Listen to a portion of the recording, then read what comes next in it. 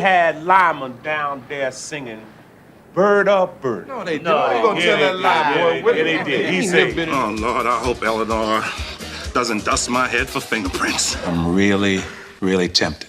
So what are you gonna do? I'm gonna go take a walk, man.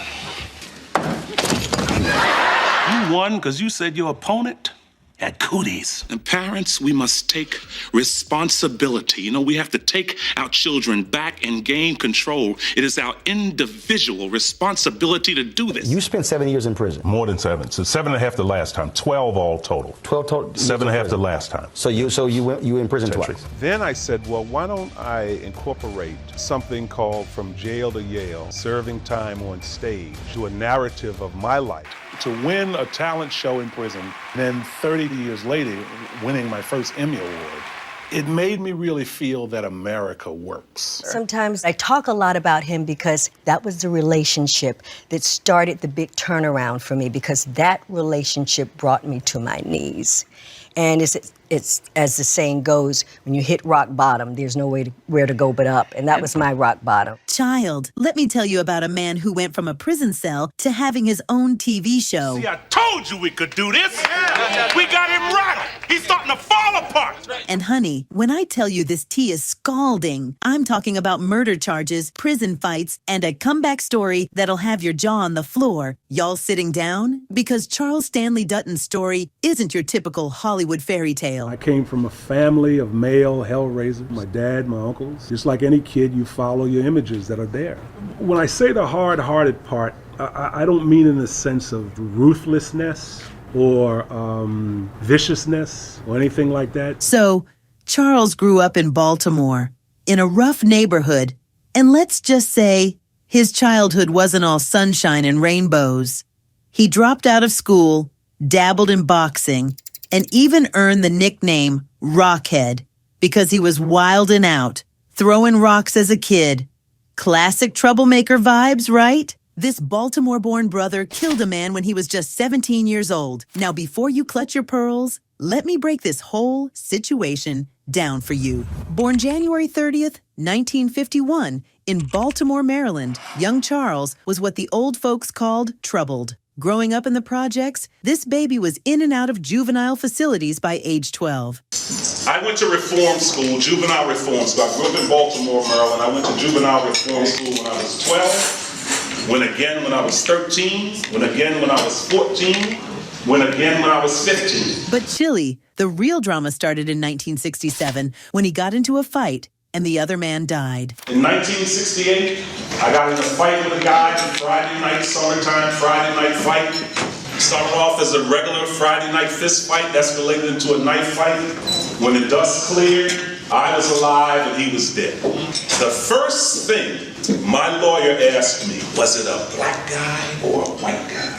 I said, it's a black guy. Tapped me on the shoulder and said, don't even worry about it. The courts ruled it manslaughter. And I went to court several months later, and instead of playing the game, my lawyer even asked me to act remorseful. But I wasn't an actor then. So I went to court at 17 with a scowl on my face. We call it, where I come from, with my mug broke. Like these proceedings had nothing to do with me, so hurry up and get it over with. He almost killed me, I killed him. The judge was looking at me and like, my lawyer's tapping me under the table. So the judge called my lawyer to the bench and the prosecutor to the bench, and the judge was shaking his head. So in other words, all bets were off. So he sentenced me to 5 years.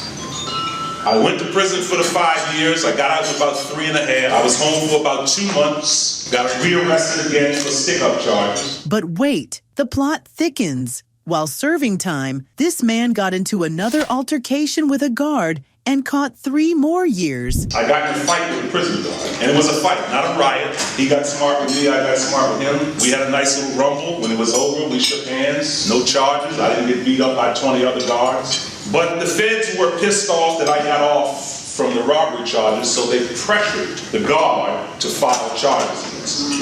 However, they could have filed at the very time I had the charge, but they waited till 3 years later. Now, this is where the story gets good, because in that prison cell, Charles Dutton discovered something that would change his life forever. 1972, I refused clean out some toilets or something. Either sweep a floor. I stayed in trouble in prison because I refused to work. I was a revolutionary, so I wasn't gonna work for no 35 cents a day. Right. So I got sentenced to isolation for 6 days, and you're allowed to take one book. And I was actually reaching for a book called Wretched of the Earth by an Algerian writer named Frantz Fanon. It was like required revolutionary reading at that time. And I accidentally picked up an anthology of black playwrights. So when I read the book in isolation, I said when I got out of isolation, I was going to get the craziest guys I knew in the prison and started a drama group, because this one particular play was a political satire that I laughed at so much that I said, we got to put this on in the prison talent show. And we performed in front of this captive audience. They couldn't leave even if they wanted to. So then it struck me right in the middle of the performance that I had discovered what I was born to do. And just like that, a star was born. Damn shame, ain't it, Fred? All those years of service and all he gets is a lousy gym bag. That's all we have to look for. When I tell you, this man went from prison performances to Yale School of Drama. Now, let's spill some industry tea. When Charles hit Hollywood, baby, he wasn't playing. But them executives, they weren't ready for a brother who spoke his mind. During the filming of Alien 3... We got a deal! Remember? It dies first, then you! I'm not gonna move without you! Now get going! Dutton had several heated arguments with the studio heads about how his character was portrayed. He wanted more depth, more humanity, and honey, he fought for it. We're all gonna die. The only question is when. But the real drama started with ROC. Why would a fine girl like that be interested in an over-the-hill married man like you? Is there a right way to take that joke? Y'all remember that show? It ran from 1991 to 1994. Well, you don't have to have that nightmare anymore.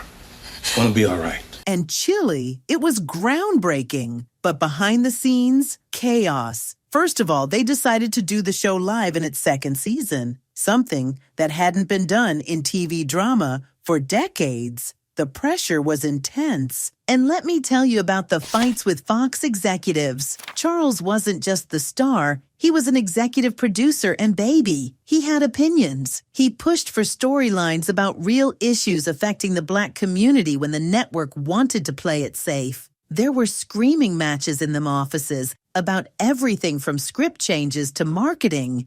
But here's some tea that never made the headlines. During ROC, Charles was also dealing with personal drama. His relationships with some cast members were, let's just say, complicated. Word on the street was that tensions got so high during one episode that they had to stop filming for a whole day. Now, some of y'all might be wondering what happened to Brother Dutton after ROC. Well, let me tell you, he stayed booked and busy. He won Emmy Awards for directing The Corner. I'm Charles S. Dutton. Last summer, I came back here to Baltimore, Maryland, to film a story about life on the corner. Charles S. Dutton, The Corner. When I won the Emmy for The Corner, it took me back 29 years earlier to when I won my first award in a prison talent show. I was in the Maryland State Penitentiary, and we put on this play, not knowing anything about acting, not knowing anything about directing. It was at that very moment when I said to myself, you've just discovered what you were born to do. And guest starring in Without a Trace. It doesn't go on. Don't you think I know what people say? There's Chet Collins. Isn't it just terrible what's happened to him? And The Practice. You're fired then, okay? If that's the way you want to hear it that way. But Chile, he was also fighting some serious battles behind the scenes. In the early 2000s, Charles started speaking out about discrimination in Hollywood, and baby, he named names. He called out specific studios and executives for their treatment of black talent. Some people tried to blackball him, but Charles, he kept it pushing. Fast forward a bit, and Charles meets Debbie Morgan. You know, the fabulous actress with the beautiful dimples from All My Children. You know, it's like I can feel it. And yes, she was also the one acting as Omar Epps' mama from Love and Basketball. That was before the black people down the street became the black people next door. Okay. Oh, yeah. They tied the knot in 1989. And for a while, they were the power couple you'd want to see on every red carpet. But here's the tea.